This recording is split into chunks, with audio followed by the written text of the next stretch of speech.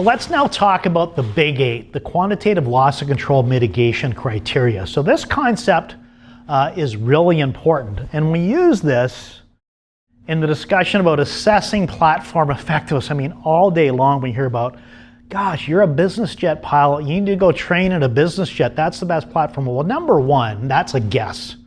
That is a guess. That only is used because they have a business jet available, and that's what they know people will believe that they need. But I'm here to tell you, if a business jet was the right training platform to mitigate your risk and loss of control in flight, we'd have 3 of them. We don't. We have 3 S-211 capable airplanes, all latitude capable airplanes, because that's the best platform. Buying a business jet is cheaper than buying an S-211, and we have 3 of them, okay? So I'm not throwing the business jet under the bus. There is some marginal value in it, but nowhere near as valuable as the combination of effective simulation and virtual reality, because it needs to have certain criteria for it to be effective. So what we're going to talk about now is how we assess training platform effectiveness. So if you're going to assess a Microsoft flight simulator versus a business jet versus a Extra 300 versus a Citabria, this is how you would do it to determine its value when it comes to delivering upset prevention and recovery training. How does it help you as the pilot to mitigate loss of control in flight? The mitigation criteria you need are very, very unique. We've seen this over 30 years. What do you actually need? What are the things that you don't have that you need to be successful in countering an airplane upset before it happens, while it's happening, and after it's happened? Okay, so here they are, folks. These are the 8 criteria. While there are many, many more of them, these are the top 8 that have to be addressed in the training platform. These have to be addressed to give you skills that you don't have right now, and the details matter, and they're ranked in order. And the one I want you to bring attention to is number 8, because very often that's the argument. You need to be in an airplane that is so much like your airplane it's indistinguishable.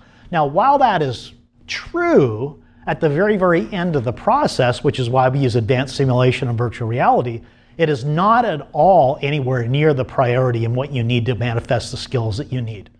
Not about the control column versus stick, none of that. It's not that. Let's go to the top, because this is what matters in the order. And if you had to pick and choose, you'd start at the top and get as many of them as you can. And once you have the top ones, you'd look for ways to filling in the bottom ones, and you're going to see how that works. So the very first one is human factors. Startle, surprise, motion cueing.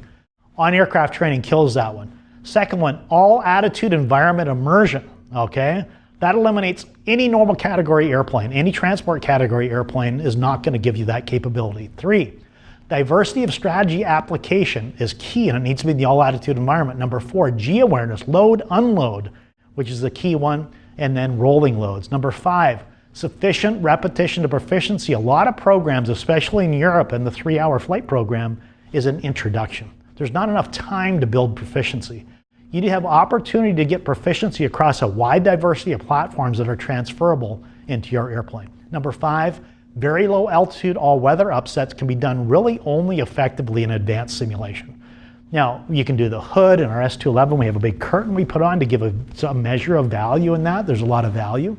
But at the end of the day, simulation kills that one. That's the best platform for it. Situational awareness, working on CRM and SRM skills. So you need to be in a platform where you can work with your flight department mate together dealing with airplane upsets, because airplane upsets tend to be taught single pilot, and very rarely is a single pilot situation in a crewed environment ever going to be how you deal with them. You're going to work together as a crew.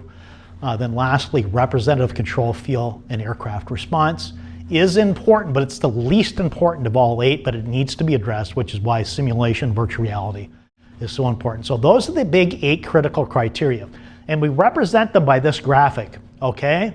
So in the center of the circle represents an indication of very high risk, okay? They're all red at this point because loss of control in flight by the system is established them as red because loss of control in flight is the #1 threat to air safety. You can see they all have a little square associated with them, okay? You can see the top 4, human factors, all attitude, strategy. So it's important to understand that these criteria are how we assess the effectiveness of a training platform, okay? It's assuming that you have an elite instructor, okay? The best training platform in the world is meaningless without the best instructor to be able to teach it. They can transfer that in a way that you can absorb and use in your flight operation, okay? So this is the symbol we use that represents that. You can see they're all red for those 8 criteria, and they go around the circle as we just showed you. You can come back and look at this a little bit later, okay? So how we learned that standalone programs fall short, okay? So we're starting on the left, all right? We're starting on the left all red, and we're starting in the middle with every pilot not in control with the ineffective, marginally mitigated risk through academics on aircraft simulation and virtual reality. Okay, so what we're going to do now is have a look at the different ways of implementing these solutions. So there's 3 main areas across the bottom. Now take a minute to look at that, okay?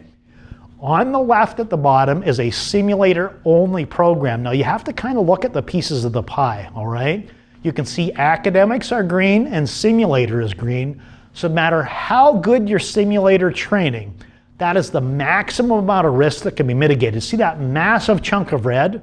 That is left vacant because you're not doing on-aircraft training. Now, on the other side of the coin, as you look to the middle, you can see now that academics and on-aircraft are green, but no matter how good your on-aircraft training is, that big red area can only be addressed by advanced simulation and virtual reality.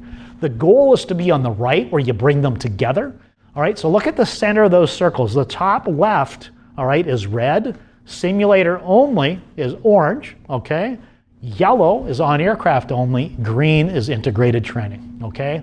So what does that look like? Why are they orange?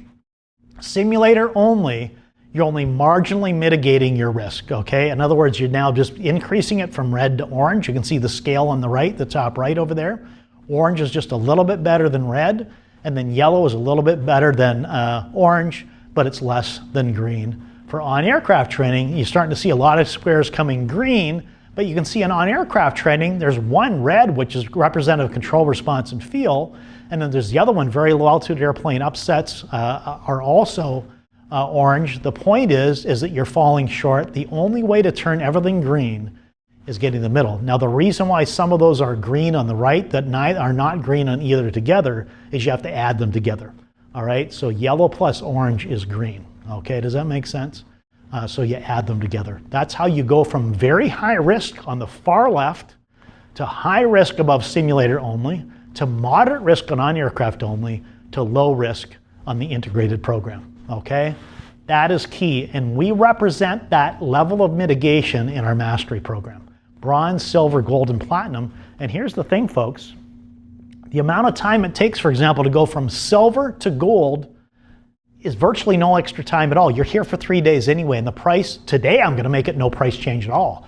I'm gonna give you that opportunity, all right? So the level of risk mitigation is up to you, but that's how we approach it, by selecting platforms that are designed to mitigate your risk based on what, where, and how you operate. Now, the nature of the on-aircraft training needs to be designed how you operate as well, okay?